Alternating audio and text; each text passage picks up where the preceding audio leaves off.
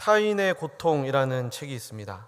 첫 번째 우리 그림 보여주시고요. 이 책의 저자인 수전 손택이라는 사람은 자신의 저서에서 이런 말을 합니다. 사람들은 현실의 불행과 타인의 고통을 보면서 적지 않은 즐거움을 느낀다. 타인의 고통은 누군가의 유희가 되어서는 안 된다 라고 하면서 타인의 고통에 또 타인의 필요에 인색하고 무관심한 현 시대를 비판하고 있습니다. 우리는 타인의 고통과 또 그 고통이 가져오는, 그 고통이 수반하고 있는 타인의 필요의 홍수 속에서 살아가고 있습니다. 너무 그런 소식들이 많으니까요, 이제는 많이 무뎌졌어요. 미디어가 발전하다 보니까 전쟁, 큰 사고, 천재지변, 기아에 허덕이는 아이들을 봐도요 그렇게 놀라지 않습니다. 미사일이 팍 날아가서 그대로 미사일이 이 아파트나 병원을 때려서 거기에 있는 사람들이 죽어가는 모습을 방 안에 앉아서 다 볼 수 있잖아요. 그래서 그런 타인의 고통과 피로를 나와는 별 상관이 없는 일로 치부하기가 쉽습니다. 실제로 그런 사람들이 많죠. 특히나 저 멀리 다른 나라에서 일어나는 일이라면 더 그렇습니다. 순간적인 연민이나 동정 일어날 수 있죠. 그리고 가끔 듣게 되는 소식, 아 맞아, 그런 일이 있었지 정도예요. 그렇게까지 멀리 볼 필요도 없습니다. 내 주변에, 내 가까운 곳에서 일어나는 타인의 고통과 그들의 필요에도 사실은 무감각한 것이 이 시대의 현실입니다. 그렇다면 여러분은 과연 타인의 필요에 대해서 어떤 마음과 어떤 생각을 가지고 계신가요? 어떤 분들은 이렇게 말씀할 수 있습니다. 아니, 나의 필요를 채우며 살기에도 지금 너무 힘들고 부족한데 다른 사람의 필요를 어떻게 생각하며 삽니까? 라고 할 수도 있습니다. 이 타인의 필요, 내가 아닌 다른 사람의 필요를 채우려면 대부분이 나의 필요를 포기하거나 버려야 되는 상황이 발생하기 때문이죠. 하지만 저와 여러분, 우리는 그리스도인입니다. 그리스도인은 교회를 다니는 사람이 아니라 그리스도처럼 사는 사람을 말합니다.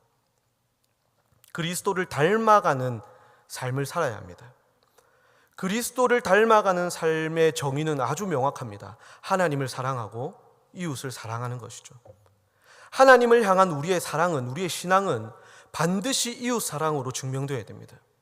그리고 그 이웃 사랑은 나의 필요가 아닌 나를 통해 타인의 필요를 채우는 그 섬김의 삶으로 반드시 드러나야 합니다. 마가복음은 종으로 오신 예수님, 섬기러 오신 예수님에 대해서 아주 중점적으로 다루고 있는 성경입니다. 제가 지금 오후 예배 때 벌써 몇 번에 걸쳐서 마가복음을 설교를 하고 있는데요, 1장부터 8장 26절까지는 예수님의 표적과 하신 일들을 통해서 예수님이 어떤 분이신지를 보여줘요. 그리고 8장 27절에서 30절에 우리의 입장에서 이제 베드로가 예수님을 향해 고백을 하죠. 주는 하나님의 아들이십니다. 그리스도십니다. 라는 고백이 있은 이후에 8장 31절부터 마지막 16장까지가 다 그 얘기를 하고 있어요. 제자도를 얘기하고 있습니다. 예수님이 우리를 위해서 가신 그 섬김의 길, 십자가의 길, 고난의 길을 우리도 가야 한다라는 말을 무려 반이나 되는 부분을요, 그 십자가 고난과 섬김에 대해 다루고 있습니다. 그래서 시작하는 9장에 보면 변화산에서 놀라운 경험을 한 그 3명의 제자에게 예수님께서 그렇게 말씀하시잖아요. 이곳에 머물러 있읍시다. 예수님, 이곳이 너무 좋아요 할 때 뭐라고 하세요? 아니다, 우리를 기다리고 있는, 우리의 섬김이 필요한 저 세상으로 가자라고 하셨잖아요. 그리고 누가 크냐로 다투는 제자들에게는 뭐라고 하셔요? 너희는 섬기는 자가 되어야 된다. 크고자 하는 자는 섬기는 자가 되어야 된다 라고 하면서 그 섬김에 대한 이야기를 계속해서 해나가세요. 그리고 우리가 읽은 오늘 본문 10장, 섬김의 진수를 보여주는 장입니다. 모든 내용이 1절부터 마지막 절까지가 다 섬김에 대해서 이야기하고 있어요. 마가복음의 중심 주제가 되는 그 장이라고 해도 과언이 아닙니다. 모두 5가지의 에피소드, 5가지 이야기가 나오는데요. 모두가 타인의 필요를 채우는, 나의 필요가 아닌 타인의 필요를 채우는 섬김의 삶을 살아야 된다는 그 내용이에요. 내 가까이에서부터, 내 가족, 내 자녀, 내 가까운 이웃에서부터 비교적 멀리 있는 사람까지 우리가 인간관계를 맺으면서 살아가는 모든 사람들에 대해서 우리는 그들의 필요를 돌아보고 그들의 필요를 채우는 섬김의 삶을 살아야 된다라는 말씀을 하고 있습니다. 그래서 오늘 10장 전체를 살펴볼 겁니다.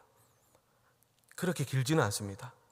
제가 중등부에서 30분씩 매번 설교를 5년 동안 하다가 지금 올해 들어서 유아부에서 10분씩 설교하고 있거든요. 너무 힘들어요. 길게 하고 싶어요. 설교를 길게 할 기회가 별로 없어졌습니다. 오늘 유아부보다는 길게 하겠지만 중등부만큼은 길게 하지 않겠습니다. 짧게 에피소드들을 살펴보면서 그 가운데 주님께서 우리에게 주시고자 하는 그 섬김의 가르침을 한번 살펴봤으면 좋겠습니다. 첫 번째 이야기는 1절부터 12절에 기록된 이혼과 간음에 대한 이야기입니다. 바리새인들이 예수님을 시험하기 위해서 묻습니다. 사람이 아내를 버리는 것이 옳습니까? 묻습니다. 당연히 옳지 않은 것이죠. 그런데 함정이 있습니다. 그래서 예수님이 되물으세요. 모세는 뭐라고 했느냐? 모세는 뭐라고 했느냐? 모세는 바리새인들에게는 최고입니다. 모세 율법 성전 이거는요 최고 중에 최고죠. 모세는 뭐라고 했느냐? 모세는 이혼 증서를 써주고 내버리라고 했습니다. 이혼 증서만 써줄 수 있으면 버려도 된다라고 하는 거죠. 그러자 예수님이 그것은 너희의 완악함 때문에 그런 것이다. 하나님이 둘을 한 몸이 되게 하셨으니 하나님이 짝지어 준 것을 사람이 나누지 못할 것이다 라고 말씀하세요. 이 대화를 우리가 이해하기 위해서는요 모세 시대에 제정된 이혼법과 그 배경을 조금 알아야 됩니다. 원래 하나님은 부부 관계를요 절대 나누지 못하게 하셨습니다. 둘이 한 몸이 되게 하신 이것을 사람이 나눌 수가 없죠. 대신 간음을 행했을 경우에는요 죽임을 당합니다. 죽임을 당하니까 자연스럽게 이제 헤어지게 되는 것이죠. 그 이외에 아내를 버리는 것은 하나님께서 금하신 것이었습니다. 하지만 사람들이 타락하잖아요. 죄가 많잖아요. 남자들이요 또 욕심이 많고 타락했습니다. 그래서 이혼을 할 이유들, 그 아내를 버릴 이유들을 만들기 시작해요. 제가 보니까요 제 아내는 순결하지 않은 여자입니다. 버려야 될 것 같아요. 순결하지 않은 여자고요. 제가 현장을 목격하거나 현장을 잡지 못했지만 분명히 간음을 저질렀을 겁니다. 그래서 그것을 재판해주는 그런 기관도 있었어요. 그런데 그것도 남자들이 다 합니다. 그리고 이혼을 하는 과정도요 되게 단순해요. 이제 이 여자는 나의 아내가 아닙니다 라고 말하면 됩니다. 무슨 이런 게 다 있나요? 그렇게 버림받은 여자들은요 평생을 비참하게 살아야 합니다. 그래서 모세는 이 시민법을 제정하면서 이혼법을 제정하고 확대합니다. 남자의 욕심으로 혼자 살게 된 여자들을 보호해야 됐거든요. 그리고 쉽게 버리지 못하도록 해야 됐거든요. 신명기 24장에 보면 만약 아내에게 수치가 되는 일이 있으면 남편은 여자에게 이혼을 통보할 수가 있는데요. 이때 이혼 증서도 써줘야 되고요. 결혼 지참금의 일부를 주게 되어 있습니다. 보호해야 되니까요. 그래서 그 지참금을 내어줘야 되고 이혼 증서를 써주는데 이 이혼 증서는 어떤 거냐면 이제 이 여자는 자유로운 몸이니까 재혼을 할 수 있습니다라는 거예요. 재혼을 해서 살 수 있도록 남자의 보호를 받으면서 살 수 있도록 한 것이죠. 그런데 이것이 또 세월이 흐르면서요 더욱 변질이 됩니다. 예수님의 시대에 와서는요 이게 너무 변질이 되고 타락을 해가지고 남자들이요 율법을 자기 마음대로 바꿔요. 아주 합법적으로 지참금을 내어주지 않아도 버릴 수 있는 법들을 만들어냅니다. 간음은 말할 것도 없고요. 아이를 잘 못 키운다든지 심지어 아내로서의 매력이 떨어져도 이혼을 할 수 있도록 법을 만들어 놓았어요. 이런 것은 너무나 큰 사회적인 문제였고 이 부분에 대해서 여성들이 끔찍히도 싫어하는 것은 당연한 것이었죠. 그래서 바리새인이 물어본 거예요. 아내를 버리는 것이 옳습니까? 함정이죠. 만약 여기서 예수님이 옳다라고 하신다면 예수님은 그것을 반대하는 끔찍히도 싫어하는 여인들 또 사람들을 실망시키는 결과를 초래할 것입니다. 만약에 옳지 않다, 틀렸다라고 한다면 모세의 율법을 반대하는 결과를 초래하기에 그들이 꼬투리를 잡을 수 있었다라고 생각을 했던 것이죠. 그런 그들의 계략을 아신 예수님은 모세가 그렇게밖에 할 수 없었던 상황, 남자들의 그 완악함, 자신의 욕심을 채우기 위해서 아내를 버리려고 했던 그런 악한 마음에 대해서 말씀하신 거예요. 모세는 어쩔 수 없이 이혼과 재혼을 허락했지만 예수님은 하나님께서 창조하실 때의 그 모습, 부부의 모습, 즉 남편과 아내가 자기의 필요, 자신의 필요를 채우기 위해서 서로를 필요로 하는 것이 아니라 서로의 필요, 타인의 필요를 채워줄 수 있는 돕는 배필로서의 하나가 된 관계임을 말씀하신 거예요. 그냥 이혼하지 마, 간음해서는 안 돼라는 말씀이 아니라 바로 그런 말씀을 하신 거예요. 부부간에도 서로를 섬기는 자가 되어야 된다라는 말씀을 주시는 겁니다. 성도 여러분, 우리는 서로에 대해서 자칫 너무 가까이에 있기에 그 사람의 필요에 대해서 소홀하거나 가벼이 여기게 될 수가 있습니다. 부족해도 모자라도 상관없다 여기는 것이죠. 오늘 내 아내의 또 내 남편의 필요가 무엇인지를 살펴볼 수 있기를 바랍니다. 여보, 뭐 필요한 거 없어? 내가 뭐 해줄 것 없어? 그렇게 물어보는데 백이 필요하다든지 이렇게 그렇게 말하지는 않겠죠. 그렇게 서로의 필요를 돌아보고 나의 돕는 배필로서 존중하고 그들을 섬길 수 있는 여러분 되기를 바랍니다. 예수님의 섬김은 그 어느 곳보다 부부와의 관계에서 가장 먼저 드러나야 됩니다. 이것이 섬김에 대한 첫 번째 예수님의 가르침이었습니다. 두 번째는 어린아이를 영접하는 이야기입니다. 제자들이 예수님께 가르침을 받는 중에 사람들이 자기 아이들을 막 데리고 왔어요. 우리 아이들을 조금 이렇게 안수해달라고, 기도해달라고 아이들을 데려왔습니다.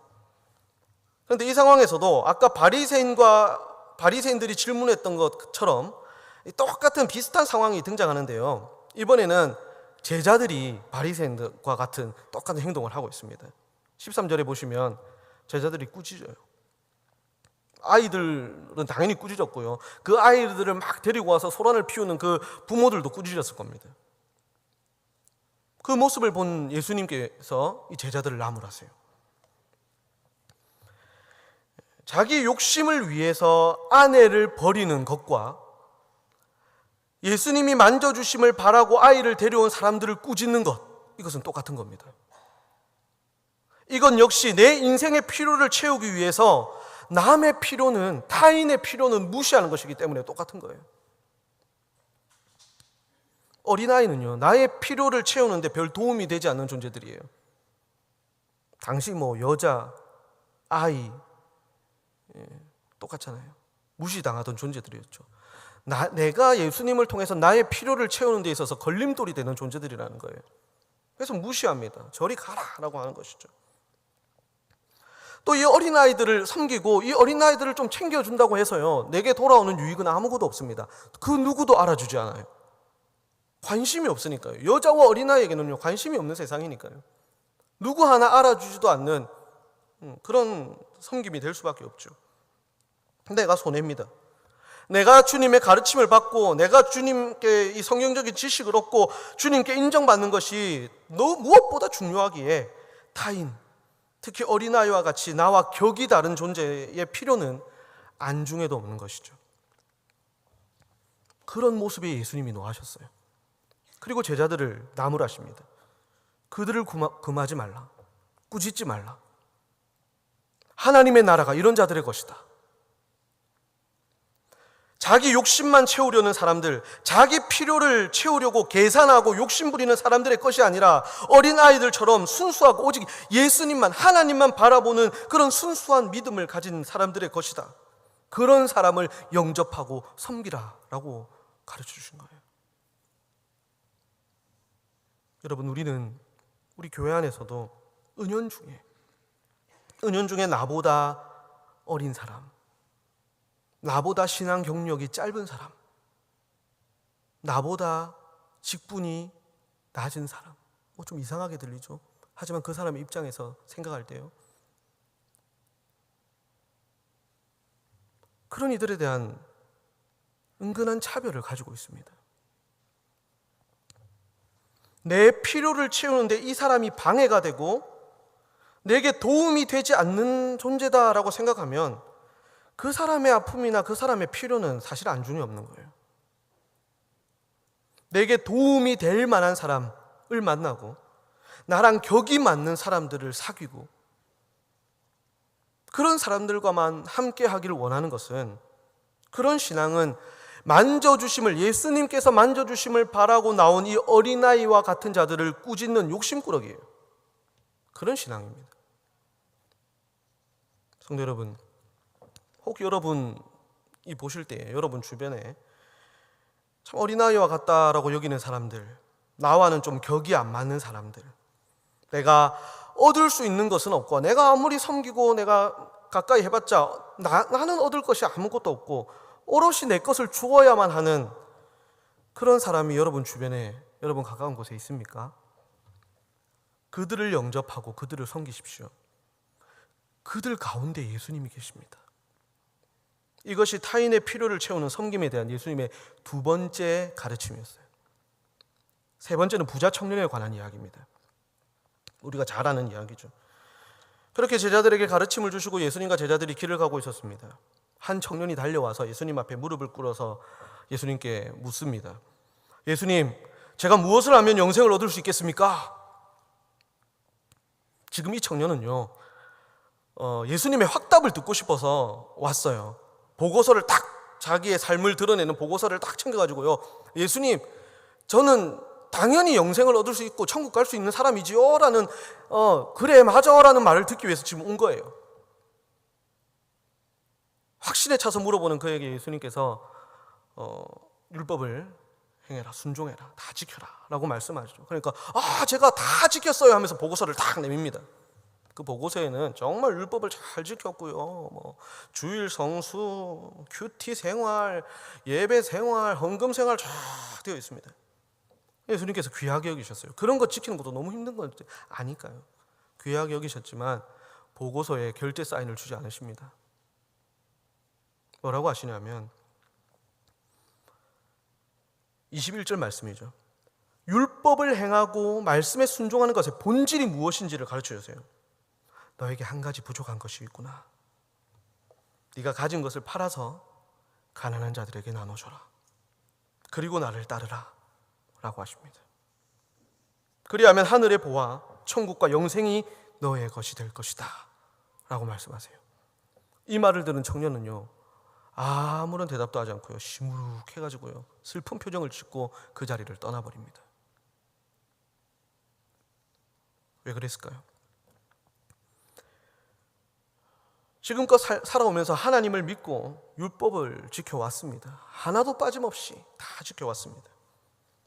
그 순종, 나의 순종의 본질이 내 인생의 필요를 채우기 위한 것이라고 생각하면서 살아왔어요.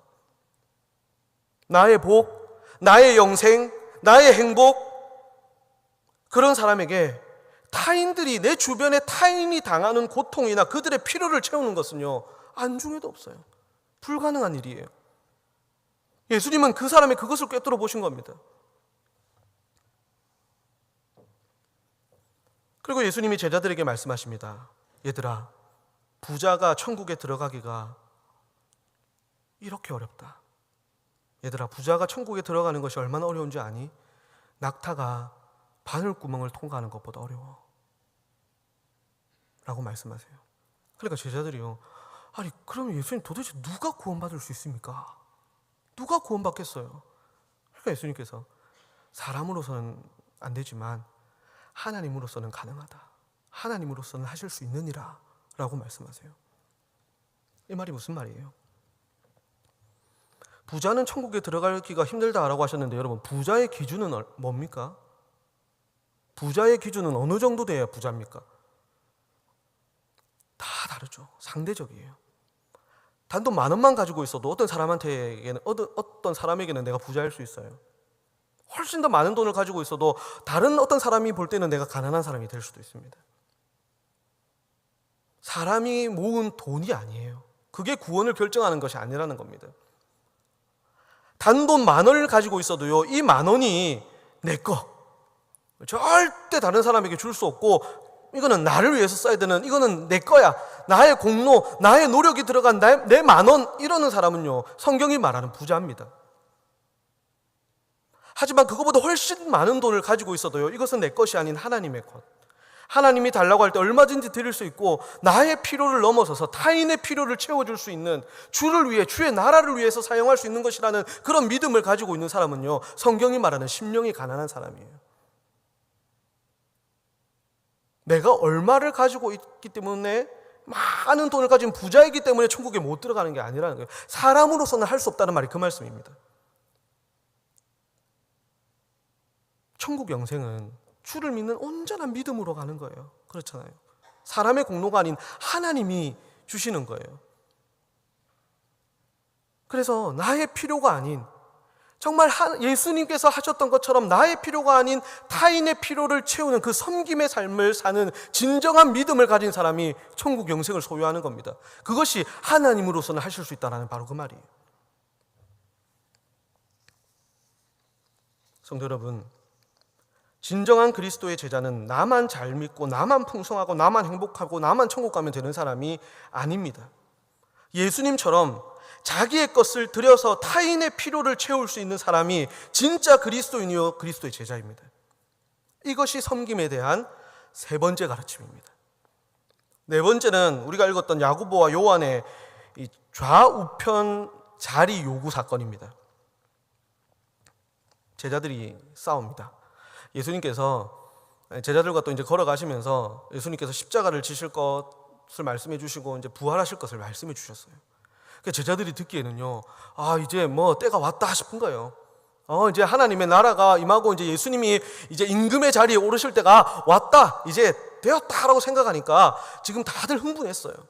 근데 야고보와 요한이 예수님께 살짝 가가지고는 예수님 영광 중에 임하실 때 우리를 하나는 우편에 하나는 좌편에 좀 어떻게 안 되겠습니까? 라고 얘기를 한 거죠. 그것 때문에 싸움이 일어났어요. 제자들이 그것을 알고요, 싸웠죠. 예수님은 그들의 요구에 안 된다라고 하셨습니다. 그것은 하나님이 하실 일이고 예수님의 잔을 마시고 예수님의 세례를 받는 자에게 주어진다라고 하셨어요. 여러분, 예수님의 잔과 예수님의 세례는 뭡니까? 우리의 구원을 위해서 당하시는 십자가 고난이 바로 그겁니다. 예수님 자신의 필요가 아닌 사람들의, 죄인들의 필요를 위한 예수님의 섬김이 예수님이 마시는 잔과 예수님이 마시는 세례, 예수님이 받으시는 세례예요. 섬김. 여러분, 45절 말씀을 우리 같이 다시 한번 읽어볼까요? 45절 말씀. 인자가 온 것은 섬김을 받으려 함이 아니라 자기 목숨을 많은 사람의 대속물로 주려 함이니라. 아멘. 예수님은 우리에게 섬기는 자가 되라고 하십니다. 나의 필요가 아닌, 나의 필요 때문에 서로 계속해서 싸우고 있는 이 제자들처럼 이런 모습이 아닌 타인의 필요를 채울 수 있는 그런 사람이 되라라고 하십니다. 그 사람이 예수님과 함께 하나님의 나라의 영광을 누릴 것이고 예수님과 함께 다스리게 될 것입니다. 이것이 섬김에 대한 네 번째 가르침입니다. 마지막 다섯 번째는 맹인 바디메오 이야기입니다. 예수님과 제자들은 이제 그곳을 떠나 여리고에 이르렀습니다. 수많은 무리가 예수님의 뒤를 따르는데요, 마침 길에 있던 맹인이자 거지였던 바디메오가 소리를 칩니다. 다윗의 자손이여, 나를 불쌍히 여기소서. 그러자 제자들이 또 꾸짖습니다. 입 다물어라, 이거죠. 입 다물어라, 시끄럽다. 거지는, 죄인은 자신의 주제를 알고 입을 다물어라 라는 겁니다. 당시 몸이 불편하거나 또 불치병에 걸린 사람들은요, 저주를 받은 죄인으로 여겼거든요. 상종에서는 안 되는, 접촉에서도 안 되는 그런 자들로 여겼으니까요. 지금 우리가 나의 필요를 채우기도 바쁜데 나서지 말라는 거예요. 나와 상관없는 저 불쌍한 사람의 고통과 필요는 안중에도 없는 것이죠. 하지만 바디메오는요, 더 크게 소리 지릅니다. 그는 이 기회를 놓칠 수가 없습니다. 자신을 도울 수 있는 유일한 그분을 향해서 더 크게 외칩니다. 다윗의 자손이여, 나를 불쌍히 여기소서. 다윗의 자손이여. 예수님께서 그를 부르세요. 그리고 물으십니다. 내가 너에게 무엇을 해주기를 원하느냐? 지금껏 그 누구도 묻지 않았던, 그 누구도 관심을 가지지 않았던 그 말을 무려 예수님께서 물어보세요. 내가 무엇을 해줄까? 너의 필요를 말하라. 난 너의 필요를 채워줄 수 있다. 그 사람이 말합니다. 선생님, 보기를 원합니다. 가라. 너의 믿음이 너를 구원하였느니라. 다윗의 자손, 하나님의 아들 그리스도이신 예수님이 이 땅에 오신 것은 섬김을 받으려 함이 아닌, 즉 나의 필요를 채우려는 것이 아닌 타인, 죄인, 죽어가는 우리들의 필요를 채우기 위해서 오셨습니다. 사람들이 다 무시하고 천시하고 거들떠 보지도 않고 그들의 필요는 안중에도 없었던 여인들, 아이들, 장애인들, 죄인들, 그 사람들의 옆에서 그 사람들의 필요를 채워주는 그분이 무려 다윗의 자손이다라는 것을 마지막에 보여주는 거예요. 이 본문이. 너희들이 무시하는 그 사람 곁에 계시고 그 사람들을 필요를 채워주는 분이 다윗의 자손 하나님의 아들 그리스도이시다라는 그 충격적인 사실을 지금 10장 마지막에서 선포하고 있는 거예요. 그러면서 이제는 우리가 그렇게 살아야 한다라고 우리에게 권고하고 있는 것이죠. 성도 여러분, 우리 주변의 사람들이 소리칩니다. 도와달라고요. 살려달라고요. 좀 채워달라고요. 저와 여러분, 우리는 그런 누군가의 필요를 채워줄 수 있는 사람입니다. 복음으로든 물질로라도 아니면 재능으로라도 그들의 필요를 채워줄 수 있습니다. 예수님의 섬김을 먼저 받고 먼저 구원을 받은 그리스도의 예전 그리스도의 제자들이요, 이 조선이라는 땅에 그들의 필요를 외면하지 않고 채워주기 위해서 예수님이 주신 그 사명, 섬김의 사명을 가지고 조선이라는 땅에 왔습니다. 자신의 모든 것을 다 내어놓고 자신의 생명까지도 내어놓으면서 예수님처럼 예수님의 제자로서 섬기는 삶을 살았습니다. 그래서 지금 우리가 있는 거예요. 지금 이렇게 잘 믿고 이렇게 복을 누리면서 사는 우리가 있는 것이잖아요. 이제는 우리가 그 사명을 감당해야 돼요. 이 시대, 현 시대의 그리스도의 제자가 바로 저와 여러분이 되어야 된다라는 겁니다. 그 사명의 대가 우리를 통해서 이어져야 합니다. 말씀을 맺겠습니다. 사랑하는 성도 여러분, 예수님이 보여주시고 걸어가신 길은 타인의 필요를 채우는 섬김의 길이었습니다. 하나님을 향한 사랑과 말씀 순종의 본질은 나의 필요를 채우며 사는 것이 아니라 타인의 필요를 채우는 삶입니다. 찬양하고 예배하고 큐티했다고 내가 할 일 다 한 것이 아닙니다. 타인의 고통과 필요에 대한 나의 섬김을 통해 하나님을 향한 나의 사랑과 신앙이 드러나기까지 우리는 나아가야 합니다. 저와 여러분이 자기 자신만을 위해 살지 않고 주를 위해 또 타인을 위해 살아서 이 시대의 진정한 그리스도의 제자로 예수님께 인정받으시고 쓰임받으시는 저와 여러분 되시길 예수님의 이름으로 간절히 축복합니다.